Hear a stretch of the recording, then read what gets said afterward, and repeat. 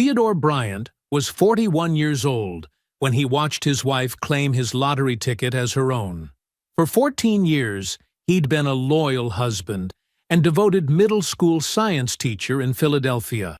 Every Thursday evening for those 14 years, he bought the same lottery numbers, family birth dates, their anniversary. That Saturday morning, he checked the results online. $502 million. One winner. His numbers.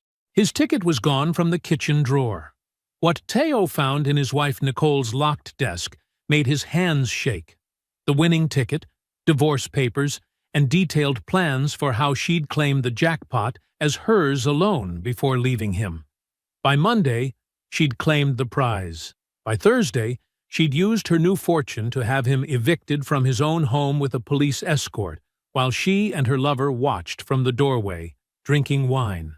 Nicole called him "someone like you" as he drove away with everything he owned. She had no idea Pennsylvania law would let him take back every single dollar. What happened next would cost Nicole everything she thought she'd stolen. Before we jump into the story, comment where in the world you are watching from and subscribe, because tomorrow's story is one you need to hear. The hum of the radiator filled Theo's modest living room as he spread student papers across the coffee table. Red pen in hand, he smiled at Jenny Martinez's detailed diagram of cellular mitosis. Even with spelling errors, her understanding of the process showed real progress. Teaching moments like these made the modest salary worth it. Upstairs, the shower ran steadily. Nicole had come home late again, barely speaking, before heading up to wash off another intensive networking event.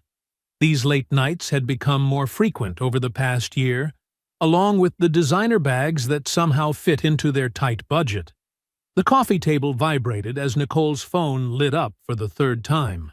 Theo normally wouldn't even glance at it. Trust had been the foundation of their 14-year marriage. But something felt different lately.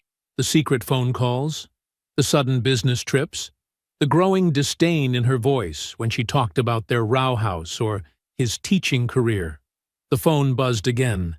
His hand hesitated over it, years of respect for her privacy warring with a gnawing doubt. The screen flashed another notification. Desmond Clark. Taking a deep breath, Theo picked up the phone. The message preview made his stomach clench. Soon we won't have to hide. Once you handle the Theo situation, we can live the life we deserve. The life you deserve. With trembling fingers, Theo opened the full message thread. His chest tightened as he scrolled through months of exchanges. Intimate photos, plans for secret weekend getaways disguised as work conferences, pet names and explicit messages that burned his eyes. Got the hotel booked for next weekend's marketing seminar. Dated 3 weeks ago. Miss your touch already. Can't wait until we don't have to sneak around. From 2 months ago. He's so simple. Content with that tiny house and teaching job. You deserve someone who can give you everything. 6 months ago. 10 months of betrayal unfolded before him. 10 months of lies while he'd packed her lunches, supported her career, loved her completely. Theo's vision blurred, but his hands remained steady as he photographed message after message. He forwarded everything to his email, saved screenshots to his cloud drive, documented timestamps and dates with scientific precision. The shower shut off upstairs. Theo quickly replaced the phone exactly as he'd found it, positioning it at the same angle. He picked up his red pen just as Nicole's footsteps descended the stairs. She appeared wearing her silk robe, hair wrapped in a towel. The scent of her expensive shower gel filled the room, another recent luxury purchase that had raised eyebrows on their budget. "Still grading?" she asked, her tone carrying that subtle note of condescension that had crept in over the past year. "You work too hard for what they pay you." "Just finishing up," Theo replied, his voice remarkably steady despite the inferno in his chest. "How was your networking event?" "Oh, you know, same old shop talk." She waved dismissively. The developer from New York was there again. The one I told you about? He's interested in some major projects downtown. Desmond Clark. The man from the messages. Teo nodded, maintaining his composed expression. Sounds promising. It could be. She smiled, but it didn't reach her eyes. I'm exhausted, though. Going to head to bed. I'll be up soon, Teo said, forcing himself to return her smile. She bent down and kissed his cheek, the casual affection feeling like acid on his skin. The next 2 days passed in a fog of routine and restraint. Teo taught his classes, attended faculty meetings, and continued his normal schedule while carrying the weight of his discovery. Every interaction with Nicole felt like a performance now, each casual touch and domestic exchange underlaid with devastating knowledge. Thursday evening arrived. Like clockwork, Teo stopped at Rivera's corner store on his way home from school. James Rivera looked up from his crossword puzzle with a warm smile. "Thursday night lottery run, Mr. Bryant?" he asked, already reaching for the Powerball slip. "You know me, James."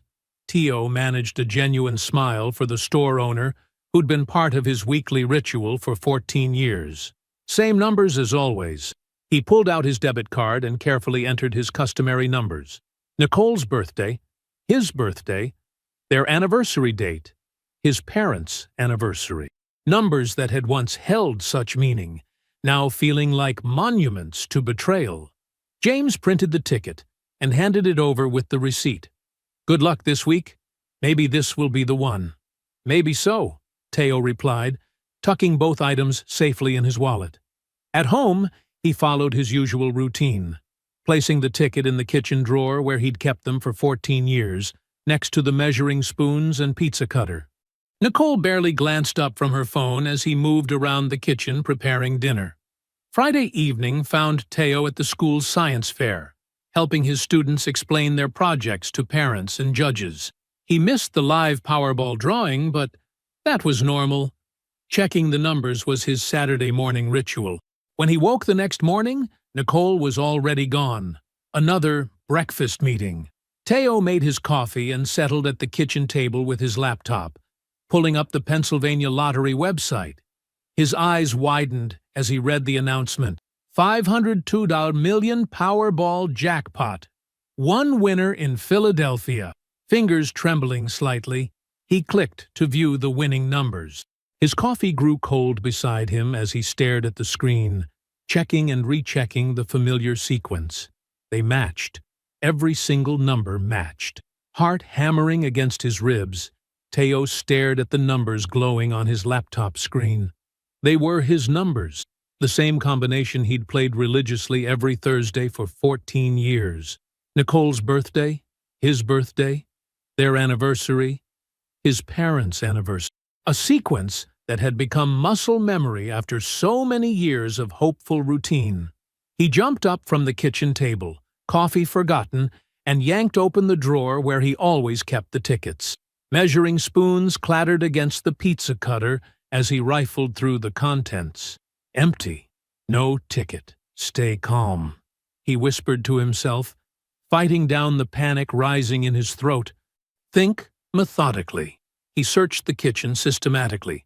Every drawer, cabinet, and countertop. Nothing. Living room next. Between couch cushions, magazine rack, end table drawers. Still nothing. His hands were steady, but his pulse raced as he climbed the stairs to their bedroom. The sound of his own breathing seemed unnaturally loud as he moved through the silent house. Nicole's home office door stood slightly ajar. Inside, her desk dominated the small space, a recent purchase she'd insisted on, complete with a locked drawer for sensitive client documents. Teo hesitated only a moment before kneeling in front of the drawer. The combination was their anniversary date. She'd never bothered changing it from when they used to share everything. The lock clicked open with familiar numbers that now felt like mockery. There, nestled between folders, lay his lottery ticket. Beside it, a stack of printed papers about Pennsylvania lottery claim procedures, detailed notes comparing lump sum versus annuity payment options, and tax implications of major windfalls. A business card for Bradford Wealth Management sat on top, with Monday 9 a.m. urgent, written in Nicole's precise handwriting. She'd been planning this. While he taught science to 7th graders on Friday, she'd been researching how to claim his winning ticket. Years of teaching scientific methodology kicked in, focusing his racing thoughts. Evidence. He needed evidence. With trembling fingers, Teo pulled out his phone and photographed the ticket from multiple angles, making sure the serial number was clearly visible in each shot. He carefully documented her handwritten notes, the wealth management appointment card, the lottery procedure printouts. Next, he retrieved the receipt from his wallet. He always kept them for a week, another part of his Thursday ritual. The date and time were clear. Thursday, 6:47 p.m. Rivera's Corner Store. Opening his banking app, he confirmed the matching debit card transaction. His teacher's laptop was still open downstairs. Teo spent the next hour researching Pennsylvania lottery law, taking screenshots of relevant statutes. The ticket holder was presumed to be the owner, but the actual purchaser could legally contest ownership with proper documentation. His heart steadied slightly. There was a path forward. With painstaking precision, Teo returned everything to its exact position in the drawer. The lock clicked shut, resetting their anniversary date to protect someone else's secrets. That afternoon, he found Nicole in the kitchen, scrolling through her phone while sipping expensive coffee. His voice came out remarkably steady. "Hey, babe, did you check our lottery numbers? I think I left the ticket in the drawer." Nicole's response was perfectly smooth, rehearsed. "Oh, I grabbed it when I was tidying up yesterday. It's in my purse. We didn't win anything. Maybe $1 or $2. You sure?" Teo pressed gently. "I had a good feeling about this week." She laughed, the sound hollow to his ears now. "Teo, honey, we never win. It's fine. Don't get your hopes up." She kissed his forehead like he was a child, then grabbed her purse. "I've got a weekend open house showing. Don't wait up." Sunday crawled by in a haze of focused documentation. Teo made multiple copies of everything. The receipt, 14 years of bank statements showing his Thursday lottery purchases, all the affair evidence. He emailed everything to himself, then drove to his brother Isaiah's house to store physical copies. Monday morning, Teo called the school secretary. "Martha, I'm sorry, but I need to take a sick day." His first in 4 years. The concern in her voice was genuine. He never missed work. At 8:30 a.m., he pulled out of his driveway, hands clenched on the steering wheel as he headed toward the Pennsylvania Lottery headquarters in Middletown. The morning traffic crawled along I-76, each delayed minute adding to his anxiety. He had to get there before Nicole could claim the ticket, had to expose the theft before she could complete her betrayal. The GPS showed his arrival time as 9:30 a.m., 1 hour too late. Through the tinted glass walls of the Pennsylvania Lottery headquarters, Teo watched his life dissolve. Nicole stood at the claims desk, radiant in an expensive navy suit, her perfectly manicured hand moving across papers with practiced confidence. Beside her, Desmond Clark loomed tall in his tailored gray suit, while a third man, clearly a high-powered attorney based on his leather briefcase and commanding presence, gestured at various documents. Teo's fingers gripped his steering wheel until his knuckles went white. He'd spent 14 years playing those numbers. 14 years of Thursday evening stops at Rivera's store. 14 years of quiet hope built around birthdays and anniversaries that had once meant something. Now he watched through glass as strangers celebrated his win. The morning sun felt sharp against his eyes as he sat paralyzed in his Honda Civic, a decade-old car that suddenly seemed to embody everything Nicole had grown to resent. Security cameras swept the parking lot where her gleaming Mercedes sat like a proclamation of victory. Inside, Nicole laughed at something Desmond said, her head thrown back with practiced elegance. The claims agent smiled warmly. clearly charmed by the beautiful woman claiming life-changing wealth. More signatures, more papers passed across the desk. Teo's receipt burned in his wallet, useless now that she'd beaten him here. At 10:15 a.m., they emerged through the building's main doors. Nicole practically floated, her face glowing with triumph. Desmond's arms snaked possessively around her waist, marking his territory. The lawyer handed them each his business card with a final handshake. Teo's phone buzzed against his thigh. A text from Nicole. Something amazing happened. Need to talk tonight. I have incredible news. The heart emoji twisted in his chest like a knife. He watched them climb into their separate luxury vehicles, Nicole to her Mercedes, Desmond to his Porsche, and drive away, leaving him alone in a parking lot with his worthless proof of purchase. Hours crawled by.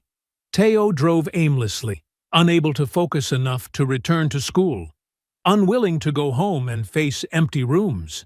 At 7 p.m., he finally pulled into their driveway. Nicole's car was already there, along with a bottle of Dom Perignon chilling in an ice bucket on the kitchen counter. She burst through the door moments later, designer shopping bags in one hand, that enormous fake smile plastered across her face.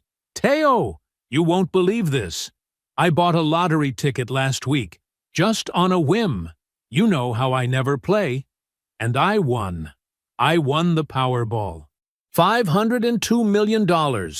He forced his features into shocked surprise. "What? Are you serious? I already claimed it today. After taxes, it's about $311 million lump sum. Can you believe it? We're set for life." But her eyes were cold, calculating. This wasn't joy. It was performance. Every gesture carefully choreographed for maximum effect. "That's incredible, Nicole. I can't believe it." Teo swallowed hard. "When did you buy the ticket?" "Last Thursday. I stopped at a store on the way home from work. Pure impulse. And now everything changes for us." Every word was a lie. Different store, different time, different money, different everything. "This is amazing, babe. We can finally—" "Actually, Teo," Nicole cut him off, her tone shifting dramatically. The warmth vanished from her voice. "We need to talk about something else. I've been unhappy for a long time. I've been seeing someone else. His name is Desmond. We're in love. I'm filing for divorce." Teo let real pain show through his act. "Nicole, we can work through this. We've been together 14 years. There's nothing to work through. I've moved on. This is my lottery win, my money, and I need to start my new life. I'm not trying to be cruel, but you need to understand. This changes everything. What about our house, our marriage? I'll be fair." Her lips curved in what might have been meant as a kind smile but came across as predatory. "I'm offering you $150,000 cash. That's generous, Teo, more than generous. If you sign a quitclaim deed giving me full ownership of the house and agree to an uncontested divorce. You can find a nice apartment. Start fresh. I'm not trying to hurt you. This is my home too. I'm not leaving." Nicole's expression hardened. "Then you're making a mistake. I have $311 million now, Teo. I can afford the best lawyers in Pennsylvania. I can bury you in motions and legal fees until you're bankrupt. Or you can take my offer and leave with dignity. Your choice. I'm not signing anything. We'll see." Tuesday morning, Nicole filed for divorce, citing irreconcilable differences.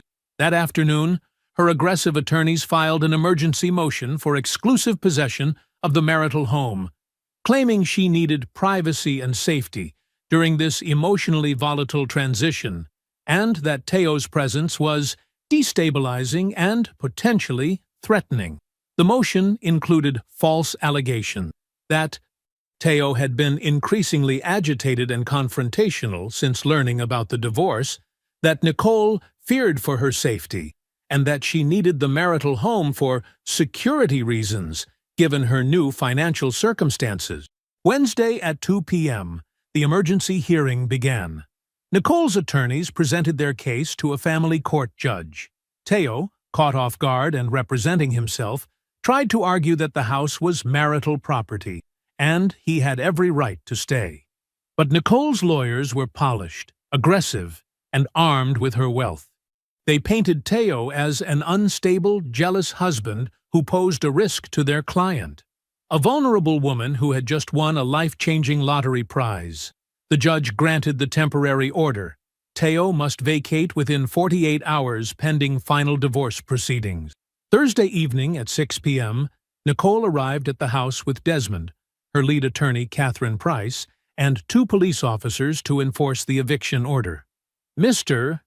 Bryant," one officer said apologetically, "I have a court order requiring you to vacate these premises. You have 2 hours to collect your personal belongings." Teo pulled into Isaiah's driveway just after 9 p.m., his Honda Civic packed so full he could barely see out the back window.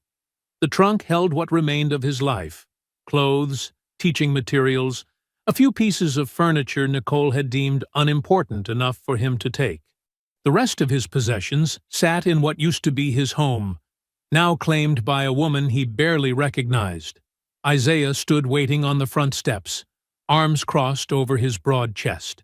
As a construction supervisor, he'd built his career solving problems with direct action. The muscles in his jaw tightened as he watched Teo park. "I can't believe this," Isaiah growled, helping Teo unload boxes. "My little brother getting kicked out of his own house by that." "Don't," Teo cut him off quietly. "Just help me get these inside." The basement apartment was modest but clean. A bedroom, small living area, kitchenette. Isaiah had renovated it himself last year, never imagining it would become his brother's refuge. They carried in load after load in tense silence until the car was empty. "She can't do this," Isaiah finally exploded, pacing the small space. "I should go over there right now. Show her and that fancy boyfriend what happens when you mess with family." "No." Teo's voice was firm despite his exhaustion. "This has to be done legally, completely. She stole from you millions, and now you're sleeping in my basement while she lives in your house? It's temporary." Teo sat heavily on the second-hand couch they'd just carried down. "I have evidence. I have proof. But if we handle this wrong, if we do anything stupid or illegal, she wins permanently." Isaiah ran a hand over his face, struggling to contain his rage. "Then what's the plan?" "Tomorrow morning I meet with a lawyer. Patricia Keene. The divorce attorney? I've heard of her. She's expensive. She's worth it. And she'll work on contingency when she sees what I have." At 8 a.m. sharp the next morning, Teo sat across from Patricia Keene in her downtown office. Her reputation preceded her, a formidable presence who'd fought her way from North Philadelphia to become one of the city's most feared divorce attorneys.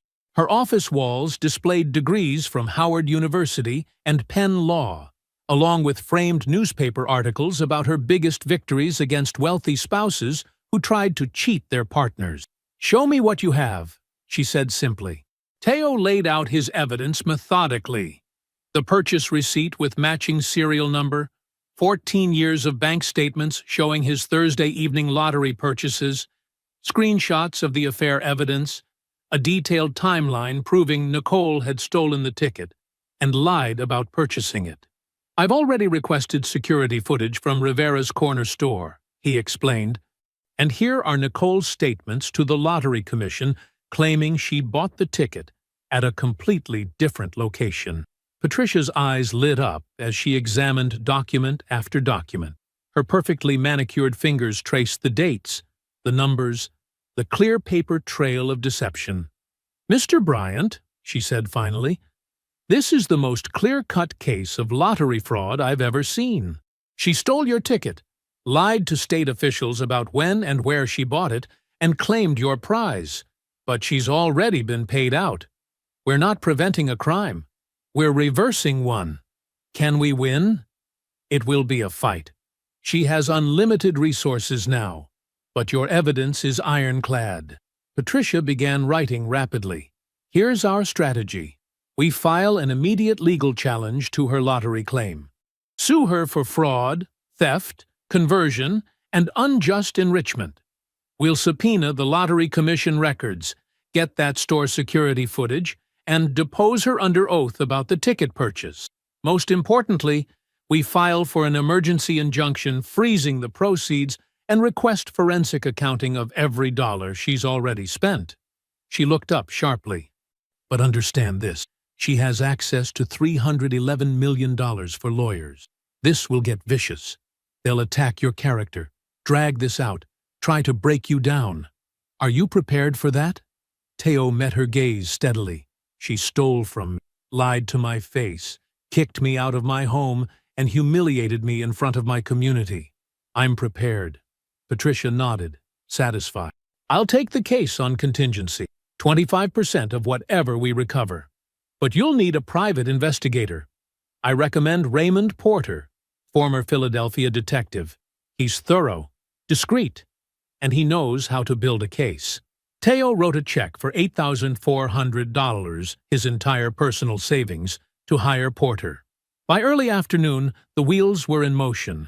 At 1 p.m., Teo walked into his classroom at Franklin Middle School, perfectly composed in pressed khakis and a blue button-down shirt. No one watching him explain chemical reactions to seventh graders would have guessed he was homeless, betrayed, and in the opening stages of a multi-million-dollar legal battle. He moved through his lessons with practiced ease, helping students balance equations while his mind ran parallel calculations about evidence and strategy.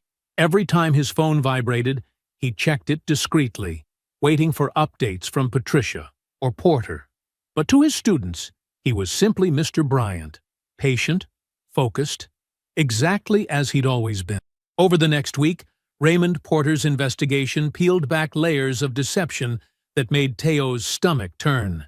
Each morning, the former detective's reports arrived in Patricia's office with new revelations, each more calculated than the last. 7 months ago, Raymond explained, spreading bank statements across Patricia's desk while Teo sat quietly. Nicole opened an account at Wells Fargo using her work address. Started small, 200 here, 300 there, all transferred from your joint account. Teo recognized the dates, when Nicole had suggested they stop reviewing monthly statements together, claiming it was too stressful to track every penny. He'd agreed, wanting to ease her anxiety. Now he understood why.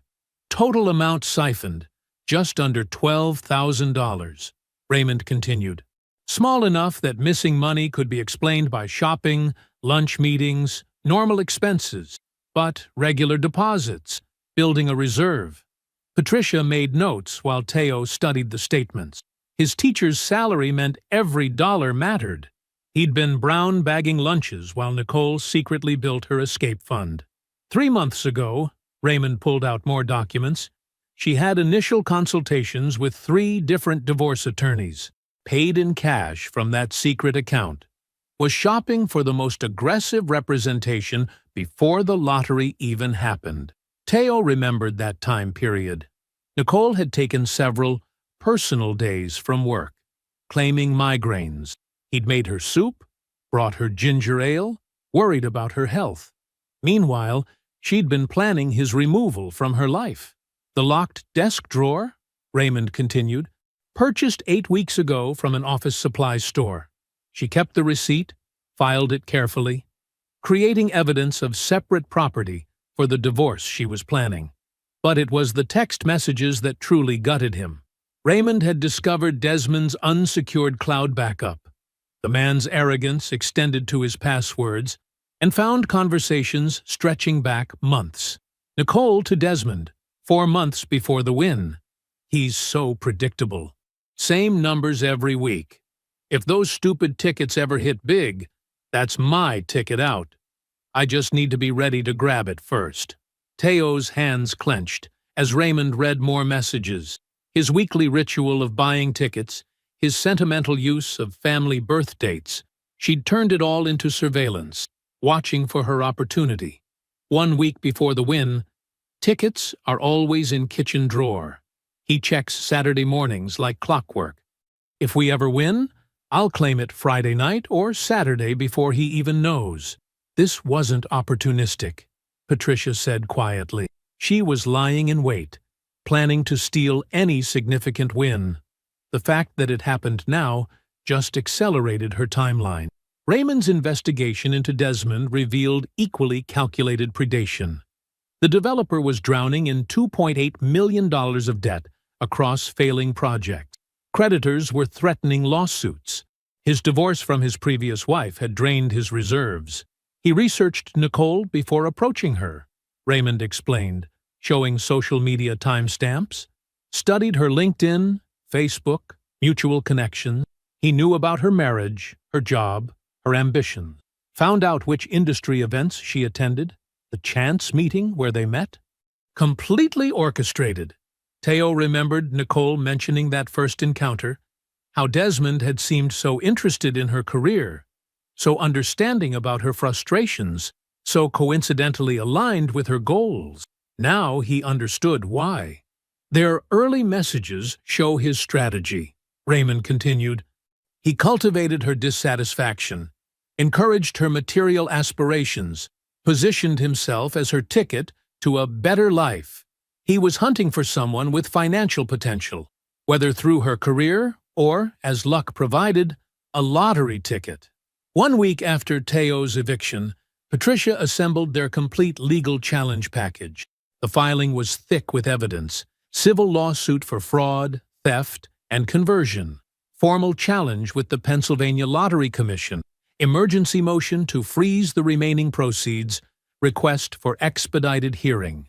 Raymond's surveillance team reported the moment Nicole was served with papers Tuesday morning.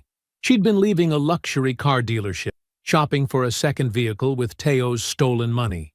The process server caught her in the parking lot. For the next 7 hours, Nicole and Desmond huddled with their legal team in downtown offices. Through his contacts, Raymond provided periodic updates to Patricia. "She's screaming," he reported mid-afternoon, "throwing things. Desmond looks terrified. Their attorneys just explained Pennsylvania lottery law. If Teo proves he purchased the ticket, the prize belongs to him as the purchaser. Possession doesn't equal ownership when fraud is involved." In the weeks following Teo's eviction, Nicole and Desmond embraced their newfound wealth with reckless abandon.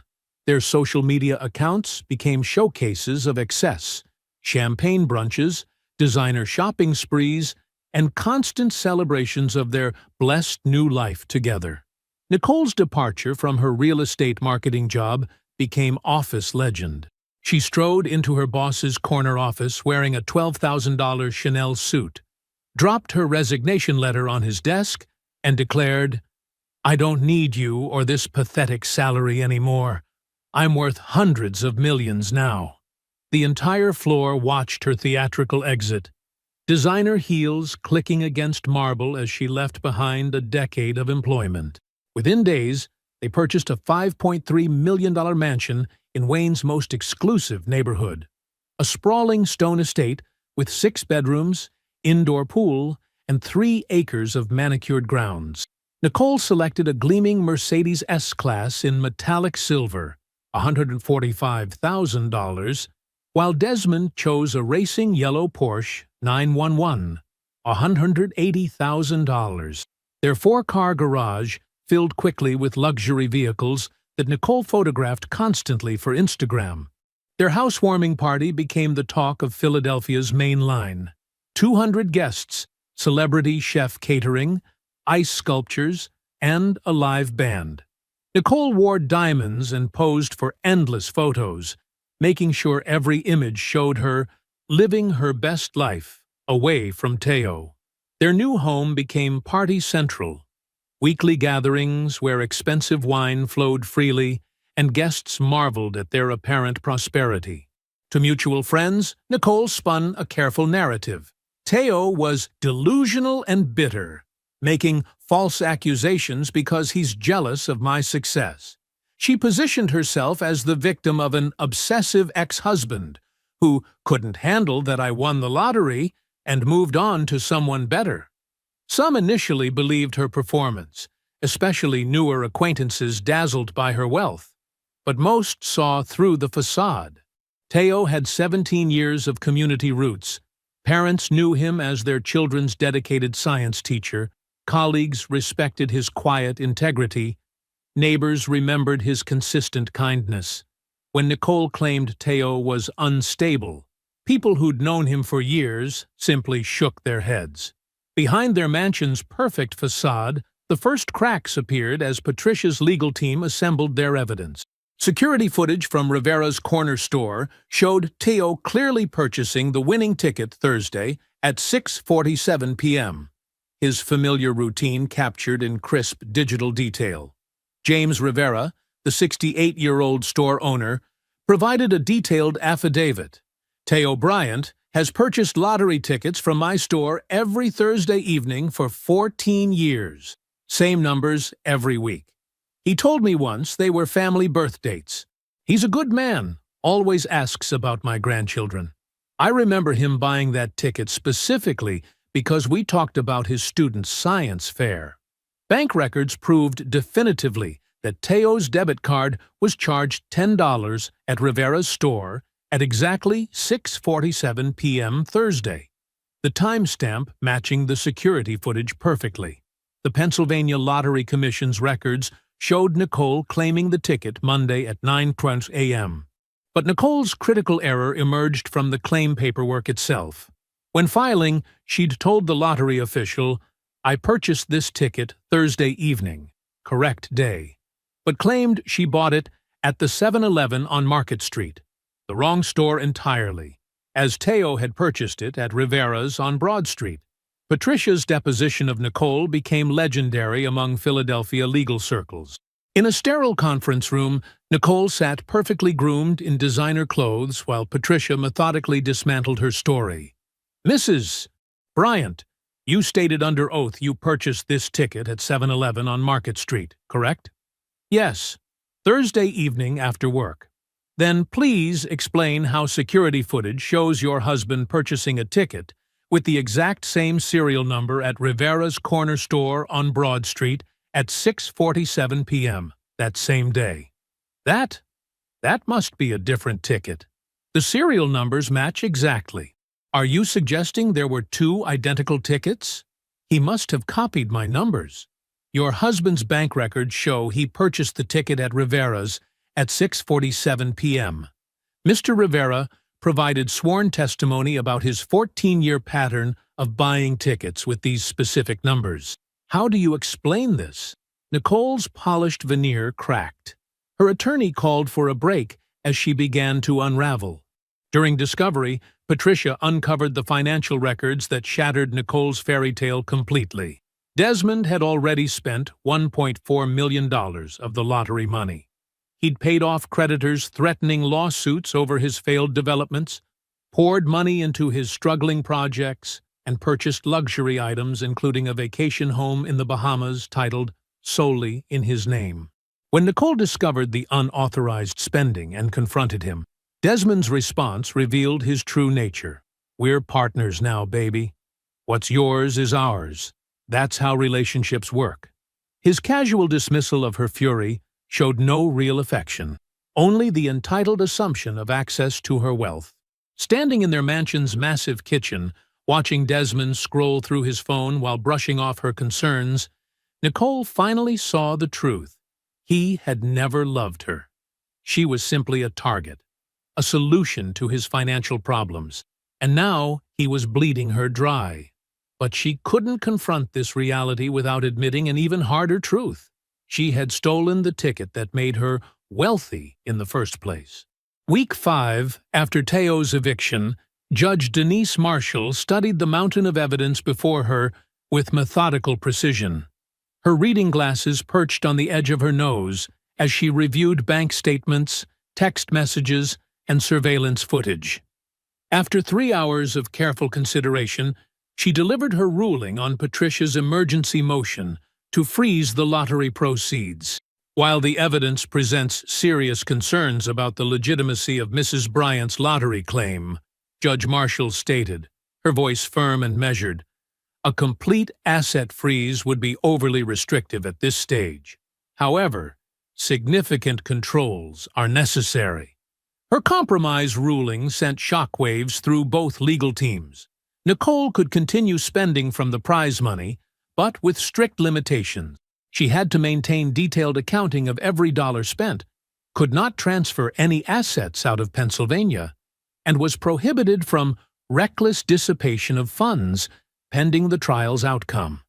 Nicole's face twisted with rage as the judge read the restrictions. No more impulse purchases of luxury cars. No more transferring millions to Desmond's projects. No more shopping sprees without documentation. Her unlimited spending party was over. "This is ridiculous," Nicole hissed at her attorney, Catherine Price. "It's my money. She can't tell me how to spend it." "Lower your voice," Catherine warned sharply. "The judge can still hear you." The court scheduled the trial for 4 weeks out, an unusually rapid timeline reflecting the urgent nature of the dispute. As those weeks progressed, the systematic dismantling of Nicole's carefully constructed fantasy accelerated. Patricia's team uncovered Nicole's Google search history from the week before the lottery win. The timestamps painted a damning picture of premeditation. Monday, 2:14 p.m. How to claim lottery ticket in Pennsylvania. Monday, 3:27 p.m. Can spouse claim lottery ticket without other spouse knowing? Tuesday, 9:03 a.m. Lottery ticket ownership law, Pennsylvania. Wednesday, 1:15 p.m. Hiding assets from spouse during divorce. Even more devastating, text messages emerged between Nicole and Catherine Price from 2 weeks before the lottery win, discussing asset protection strategies for an upcoming divorce. Nicole had been planning her exit long before claiming Teo's winning ticket. The financial advisor's notes from Nicole's Monday morning appointment, hours before she claimed the prize, were equally incriminating. The detailed outline covered establishing sole ownership of windfall funds and minimizing spouses' potential claims through strategic timing. "Every single piece of evidence shows planning," Patricia explained to Teo during a strategy meeting. "She didn't just stumble across your ticket and make an impulsive decision. She orchestrated this theft for months." The pressure began affecting Nicole and Desmond's relationship. With spending restricted and legal walls closing in, Desmond realized he might not get to keep the money he'd already taken. His solution was swift and ruthless. He approached Patricia's team, offering to testify against Nicole. "She told me weeks before they won that she was going to take Teo's ticket if they hit it big," Desmond revealed in a sworn statement. "She said she was just waiting for the right moment. I have emails where she laid out the whole plan."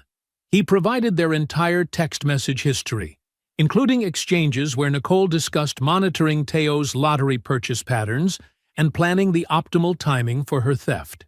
Desmond's betrayal was complete. He threw Nicole entirely under the bus to protect himself from criminal prosecution. When Nicole discovered his betrayal, their final confrontation shook the mansion's marble halls. "You lying piece of garbage!" she screamed, hurling a crystal vase at his head. "I gave you everything." "You didn't give me anything," Desmond sneered, dodging the projectile. "You stole it, and I'm not going down with you." He packed his bags that night, leaving Nicole alone in their sprawling house. But Nicole's desperate spiral wasn't finished. Patricia uncovered her most recent mistake, an attempted bribe of James Rivera just 2 weeks earlier. Nicole had visited his corner store late one evening, offering the owner $50,000 cash to either forget Teo's years of lottery purchases or testify that he couldn't clearly remember who bought the winning ticket. James Rivera, disgusted by the attempt, reported it immediately to Teo's legal team. He even recorded the conversation on his store's security system, capturing Nicole's crude attempt at witness tampering in high definition. Patricia didn't hesitate. She filed a motion adding the witness tampering charge to their civil case and referred the evidence to the district attorney's office for potential criminal prosecution. Nicole's carefully constructed world was collapsing entirely. The legal case against her was now overwhelming. Her spending was restricted. Desmond had betrayed and abandoned her. She faced possible criminal charges. Her family had distanced themselves, mortified by the scandal. Former friends stopped accepting her calls. She rattled around the vast, empty mansion alone.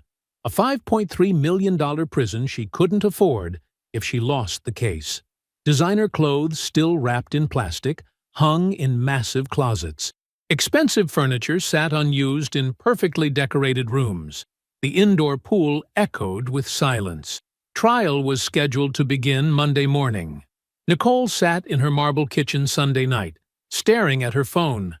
No messages, no calls, no one left to turn to. The only sound was the steady tick of an antique clock, counting down the hours until she would face justice. Monday morning arrived with heavy rain drumming against the Philadelphia County Court's grand windows. The marble corridors echoed with footsteps as attorneys, witnesses, and spectators filed into courtroom 4A for what local media had dubbed the lottery theft trial. Teo sat quietly beside Patricia at the plaintiff's table, his posture straight but not rigid, wearing the same modest suit he'd worn to parent-teacher conferences for years. Across the aisle, Nicole perched in a designer outfit that probably cost more than Teo's monthly salary, but her usual confidence seemed brittle today. Judge Michael Henderson entered, and the packed courtroom rose. "Be seated," he commanded, his voice carrying natural authority. "We are here to determine rightful ownership of Pennsylvania Powerball Prize number 2023-147. Ms. E. Keene, you may proceed with your opening statement." Patricia rose smoothly, her presence commanding immediate attention. "Your Honor, this case is about theft, fraud, and betrayal. We will prove through clear, documented evidence that Theodore Bryant purchased the winning lottery ticket, that Nicole Bryant stole that ticket, and that she deliberately claimed a prize she knew wasn't hers." Over the next 8 hours, Patricia methodically constructed an airtight case. She started with the foundation, Teo's 14-year pattern of lottery purchases. Bank statements filled 3 massive binders, showing every Thursday evening transaction at Rivera's corner store since 2009. The records painted a picture of clockwork consistency. "And these numbers," Patricia indicated on a display screen, "what significance do they have, Mr. Bryant?" "They're our family dates," Teo explained calmly. "My parents' birthdays, Nicole's birthday, our wedding anniversary. I've played the same numbers every week since we married." The security footage from Rivera's store played next. The timestamp clearly showed 6:47 p.m. Thursday evening as Teo entered, greeted James Rivera warmly, and purchased his weekly tickets. The camera angle captured the transaction perfectly. Teo using his debit card, receiving his receipt, carefully checking his numbers. James Rivera's testimony proved particularly powerful. The elderly store owner spoke with quiet certainty. "Mr. Bryant has bought tickets from me every Thursday evening for 14 years. Same numbers, same time, like clockwork. He's always polite, always asks about my grandkids. When he bought that winning ticket, it was just like any other Thursday." "And you're certain it was Mr. Bryant who purchased this specific ticket?" Patricia asked. "Absolutely certain," James nodded. "I remember because he joked that maybe this would be his lucky week. I still have the security footage backup and his receipt with the matching serial number." Patricia then displayed Teo's receipt alongside the winning ticket. The serial numbers matched perfectly. The debit card records showed the exact time and amount. The evidence of ownership was overwhelming. Day 2 focused on exposing Nicole's deception. Patricia played the timeline like a symphony conductor, each piece of evidence building on the last. She showed photos Teo had taken of the ticket hidden in Nicole's locked drawer, surrounded by her handwritten notes about claiming procedures. "Note the date on these documents," Patricia highlighted. Mrs. Bryant was researching how to claim lottery prizes before the winning numbers were even drawn. Why prepare to claim a prize you don't know you've won? The text messages between Nicole and Desmond drew audible gasps from the gallery. Message after message showed Nicole discussing her plans to steal any significant lottery win, tracking Teo's purchase patterns, calculating the optimal timing. Desmond's video deposition played on the courtroom screens. He appeared nervous, but clear. Nicole told me weeks before they won that she was planning to take Teo's ticket if they hit it big. She said she just needed to wait for the right moment. The security footage of Nicole attempting to bribe James Rivera proved particularly damaging.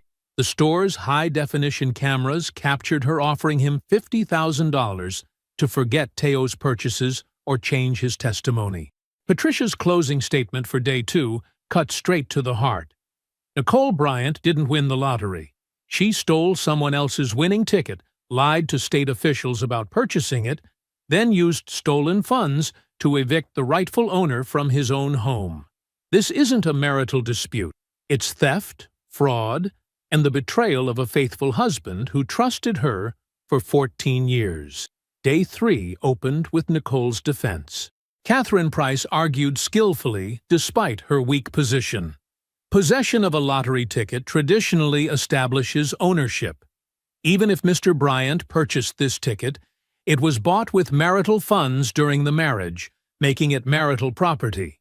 Both spouses have equal claim to marital assets. She tried to frame the case as a simple divorce dispute. This belongs in divorce proceedings as part of normal asset division. My client acted in good faith, believing this was shared marital property. Mr. Bryant's evidence is circumstantial at best. Finally, Nicole took the stand.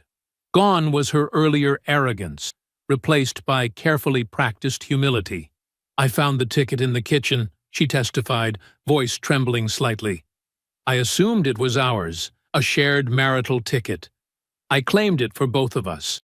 I never planned to exclude Teo from the winnings." Patricia rose for cross-examination, her measured steps toward the witness stand carrying the weight of inevitable justice. Nicole shifted uncomfortably, her designer blouse suddenly feeling too tight at the collar.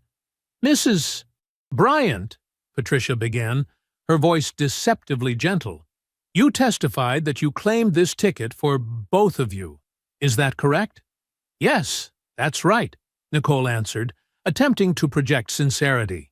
"Then perhaps you can explain something for the court." Patricia retrieved a document. "When Mr. Bryant specifically asked you about the lottery ticket that Saturday morning, why did you tell him you'd checked and it was worth maybe $1 or $2? Nicole's composure cracked slightly.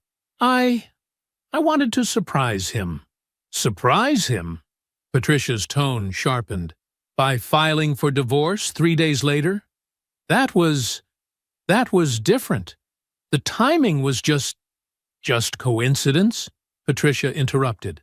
"You filed for divorce Tuesday morning, less than 24 hours after claiming the prize. Then, on Wednesday, you had your attorneys file an emergency motion to evict Mr. Bryant from his home. Was that part of the surprise, too?" Sweat beaded on Nicole's forehead. Things were complicated. I needed space to think. "You offered him $150,000 to disappear," Patricia stated flatly. "Less than 0.05% of the prize. That's your idea of sharing with your husband of 14 years? I was being generous. He's just a teacher, that's more than—" Nicole caught herself, but too late. Murmurs rippled through the courtroom. Patricia walked to the evidence table, retrieved her tablet. "Let's discuss some text messages you sent to Mr. Clark." She began reading. "He's so predictable. Same numbers every week. If those stupid tickets ever hit big, that's my ticket out. I just need to be ready to grab it first." She looked up. "You sent that 4 months before the winning drawing. Care to explain how that aligns with your testimony about sharing?" Nicole's hands trembled. That's taken out of context. Here's another, sent 1 week before the win. Tickets are always in kitchen drawer. He checks Saturday mornings like clockwork. If we ever win, I'll claim it Friday night or Saturday before he even knows. Was that taken out of context, too? You're twisting everything, Nicole burst out, tears starting. Teo's making me look like a monster. I'm the victim here. The victim? Patricia's eyebrows rose. Let's discuss your internet search history from the week before the drawing. She displayed screenshots. How to claim lottery ticket in Pennsylvania. Can spouse claim lottery ticket without other spouse knowing? Lottery ticket ownership law, Pennsylvania. Those were I was just curious about. And this security footage of you offering Mr. Rivera $50,000 to forget Mr. Bryant's purchase pattern? Was that just curiosity too? Nicole broke down completely, mascara running. You don't understand. I deserved more than what Teo could give me. Desmond promised. Ah, yes, Mr. Clark. Patricia nodded to the bailiff, who wheeled in a video screen. Let's watch his deposition, shall we? Desmond's face appeared, looking uncomfortable but resigned. Yeah, Nicole told me weeks before they won that she was planning to take Teo's ticket if they hit it big. She said she'd been watching his patterns, knew exactly when to grab it. Said she just needed to wait for the right moment. Did she discuss what would happen after claiming the prize? She said she'd file for divorce immediately, use the money to get Teo out of the house fast. She had it all planned out. And your relationship with Mrs. Bryant. How did that begin? Desmond shifted uneasily. I targeted her, if we're being honest, at an industry event. I knew she was married but unhappy with her lifestyle. I researched her before approaching, learned about her marriage, her job, her ambitions. I knew someone like that would be useful. The courtroom sat in stunned silence. Nicole had collapsed forward, shoulders shaking with sobs, while her attorney, Catherine Price, stared straight ahead, lips pressed thin. Patricia's closing argument cut through the heavy air like a blade. This case is simple, Your Honor.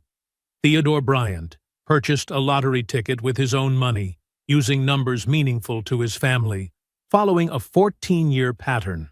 His wife stole that ticket, lied to state officials, claimed a prize that wasn't hers, then used stolen funds to destroy her husband's life. Pennsylvania law is clear. The purchaser owns the prize. Mr. Bryant is that purchaser. Every dollar belongs to him.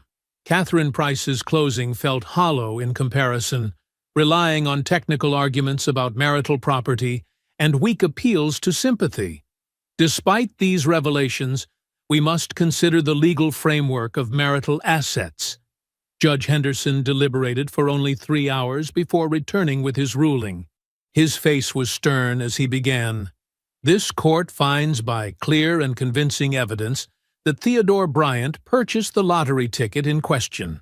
Mrs. Bryant's claim that she purchased the ticket is contradicted by security footage, bank records, witness testimony, and her own provably false statements to the Lottery Commission. He continued, voice carrying absolute authority. The court further finds that Mrs. Bryant knowingly and intentionally misappropriated her husband's property, made false statements to state officials, and used the fraudulently obtained funds to cause additional harm to Mr. Bryant. His ruling was comprehensive and devastating. The entire lottery prize belonged to Theodore Bryant as rightful purchaser. Nicole must return all remaining proceeds immediately. All assets purchased with lottery funds must be surrendered for liquidation. Nicole was liable for conversion, fraud, and unjust enrichment, and must pay Theodore Bryant's legal fees of $247,000. The case would be referred to the district attorney for criminal prosecution consideration. Nicole's face went chalk white. She slumped in her chair, hysterical sobs racking her body, while Catherine Price attempted awkward comfort. From the gallery, Desmond stood without a word and walked out, never looking back. Through it all, Teo sat quietly at the plaintiff's table, his posture relaxed for the first time in months. Patricia reached over and squeezed his shoulder. Justice, finally, complete. The aftermath of the verdict hit like a tidal wave, washing away Nicole's false kingdom in a matter of weeks. The numbers told a devastating story of waste and hubris. In just 10 weeks since claiming the prize, she had burned through $8.7 million as if it were endless. The $5.3 million mansion in Wayne stood as a monument to her excess, while $325,000 in luxury vehicles sat in the circular driveway collecting dust. Desmond had managed to extract $1.4 million for his creditors and investments before disappearing, while nearly $1 million had evaporated in parties, designer clothes, and flashy jewelry. The final insult, $700,000 in legal fees for a defense that ultimately crumbled. The asset recovery process was swift and merciless. The mansion went into immediate foreclosure, though Teo's team managed to orchestrate a quick sale that recovered $3.8 million. The Mercedes S-Class and Porsche 911 were repossessed and auctioned, bringing back $290,000. Jewelry, designer handbags, and other luxury items were liquidated through high-end consignment, recovering a mere $140,000. Nicole's separate bank accounts were frozen and seized, their contents absorbed into the judgment.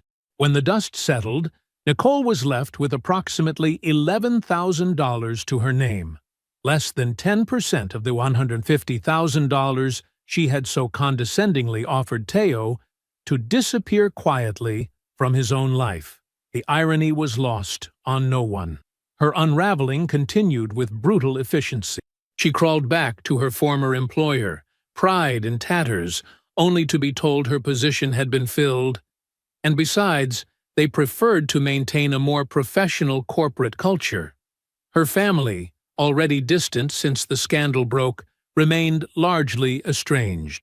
Her mother would occasionally answer texts with one-word responses, while her younger sister had blocked her number entirely, mortified by the public spectacle. The friends who had celebrated at her mansion parties, who had posted enthusiastic congratulations on social media, who had believed her narrative about Teo being bitter and jealous, now avoided her calls. The verdict had exposed her completely, and Philadelphia's social circles had no room for someone branded as a thief and a fraud. Reality hit hard as Nicole moved into a small one-bedroom apartment in a working-class neighborhood, the kind of place she had once sneered at as beneath her standards. The only job she could secure was an entry-level administrative assistant position at a small insurance company, earning $38,000 annually. It was a special kind of humiliation to realize she now made less than the teacher she had betrayed. The district attorney's office ultimately declined to pursue criminal charges, deciding the civil judgment and complete financial ruin were punishment enough. Still, Nicole lived under that shadow, knowing any misstep, any violation of the judgment's terms, could trigger prosecution. Desmond's fate proved equally satisfying to those who believed in justice. His bankruptcy filing couldn't protect him from the $1.4 million he had taken from Nicole. The Pennsylvania Real Estate Commission suspended his license after an ethics investigation. His developments failed spectacularly, and he ended up taking a position as a property manager for a small apartment complex in Reading, PA. A stunning fall for someone who had once boasted about building luxury empires. The Philadelphia Inquirer's feature story, Teacher Wins $500 Lottery, Twice, How Theodore Bryant Fought Back Against Fraud, turned Nicole into a cautionary tale. Local news stations picked up the story. She became infamous, the woman who stole her husband's lottery ticket and lost everything. 6 months after the verdict, Nicole requested a meeting. Teo reluctantly agreed to see her at a neutral coffee shop in Center City. She arrived looking diminished. No designer labels, no perfectly styled hair, no confident stride. The woman who had once commanded rooms with her presence now seemed to shrink into herself. "I know you won't forgive me," she began, hands wrapped tightly around her coffee cup. I'm not asking for that. I need to understand why you fought so hard. You could have settled, taken half, moved on. Why destroy me completely? Teo studied her for a long moment, his response measured, but final. You didn't just take money, Nicole. You stole something I earned, lied about it to the world, used it to humiliate me and erase me from my own life, and then tried to make me believe I was wrong for fighting back. You wanted to see if I'd just disappear quietly. If I'd accept being erased because you decided I wasn't worth your time anymore. He leaned forward slightly, voice calm but firm. I couldn't accept that. Not because of the money, because of what you tried to make me believe about my own worth. You bet that I'd be too broken, too poor, too beneath you to fight. You were wrong. They never spoke again after that day, though Nicole would try repeatedly over the coming months, calling from blocked numbers, hoping to find some closure or perhaps absolution. She found neither. 1 year after the verdict, Teo had transformed the tragedy into triumph. He established a $45 million education fund for Philadelphia public schools, created a $15 million scholarship program for future teachers, and paid off mortgages for his mother, Lorraine, brother Isaiah, sister Janet, and the mentor teachers who had shaped his career. The remaining $220 million was invested conservatively through ethical firms. He purchased a modest 3-bedroom home in his old West Philadelphia neighborhood for $485,000. Comfortable, but not ostentatious. After a semester sabbatical spent healing and volunteering, he returned to teaching at a different school. He wrote a book about integrity and self-worth that resonated with readers nationwide. Most importantly, he began building a genuine relationship with Renee Harper, a school counselor who saw him for who he truly was. I hope you enjoyed that one. Be sure to like the video and subscribe so you don't miss the next story. I've picked out 2 more for you that I think you'll really like.